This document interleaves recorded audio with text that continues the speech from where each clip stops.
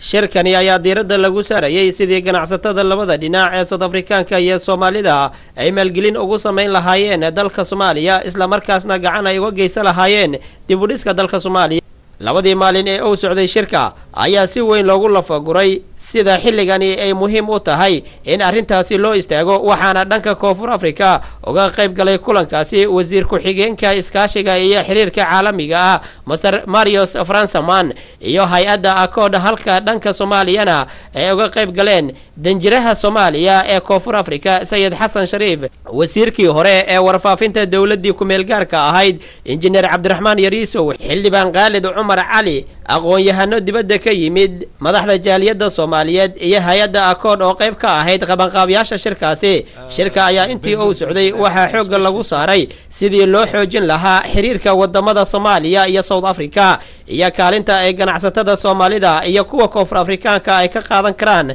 dib u dhiska gudaha dalka Soomaaliya. xildhibaan Dr. Khalid Umar Ali oo ka mid ahaa mas'uuliyiintii ka qayb qaadanayay shirkaasi ayaa telefishinka Hon Cable TV sharaxaad kooban ka siiyay waxyaabihii diiradda lagu saaray shirkaasi. maadaama meel kasta oo Soomaali arrimaheeda looga hadlayo ay goobjoog ka yihiin ayagoo si voluntary ah markaas u shaqeynayaan, marka warbaahinta Soomaaliyeed qaybaha kala duwan midka qaranka iyo kuwa kale oo private ka ah waad salaamantihiin waana ku maasan yihiin. midda kale shirka maanta wuxuu ahaa shir 2 maalmood socday oo looga hadlayay arrimaha ugu weyn waxay ahayd arrimaha ee quseeya ama qurbajooga Soomaaliyeed doorka ay ku leeyihiin dib u heshiisiinta, dib u dhiska iyo horumarka dalka. sidoo kale shirka ayaa markii uu soo gabagaboobay waxaa warbaahinta si wada shir oo jaraa'id ugu qabtay wasiir ku-xigeenka iskaashiga iyo xiriirka caalamiga ah ee xukuumadda Koonfur Afrika iyo safiirka Soomaaliya ee Koonfur Afrika danjire Sayid Xasan Shariif oo warbaahinta u dulmaray waxyaabihii ugu muhiimsanaa ee shirkaasi looga hadlay. workshopka wuxuuna ku saabsanaa uu yimid laftiisaba uu ku dhegan yahay amise uu la xiriiraa barnaamijkii labada dowladood ee South Africa iyo Soomaaliya ee xagga diblomaasiyada ay saxiixdeen 13 bishii Maarch aan ka soo tagnay. ka waxaa la xiriira oo isku mid ay noqonayaan dhanka kale marka loo eego wax la yiraahdo agreement collaboration labada dhinac ah, kuwaasoo bilowgeeda uu noqday in halkan laga asaaso 19 iyo 20 seminaarkaasi mise workshopkaasi oo la isku dhaafsanayay sidii Soomaalida qurbajooga ah ee ku dhaqan South Africa ay uga qayb qaadan lahaayeen dib u dhisidda iyo nabad u keenidda dalka Soomaaliya, kaasoo ahaa shirkii mise workshopkii ugu horeeyay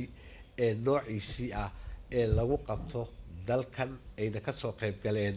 ummad Soomaaliyeed oo aqoon-yahano lah oo ganacsato leh oo mataqaanaa bulshada inteedii kala duwanba mataqaanaa ay leeyihiin oo kuwa ka soo qayb galay ay ka mid yihiin.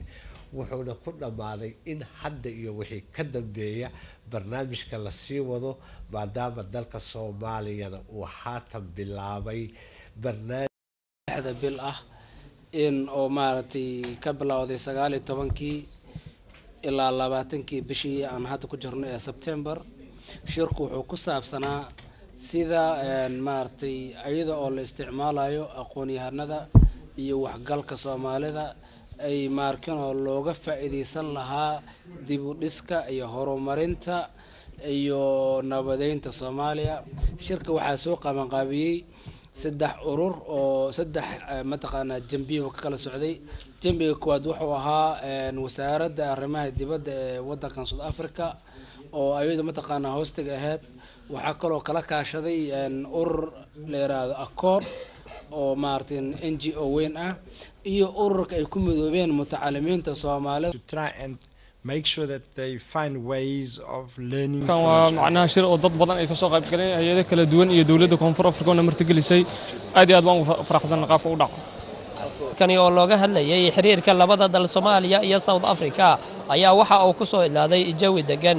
ayadoo ay ka soo qayb galeen mas'uuliyiin ka kala socota dalka Soomaaliya iyo beesha caalamka. xasan maxamed shire, Hon Cable TV.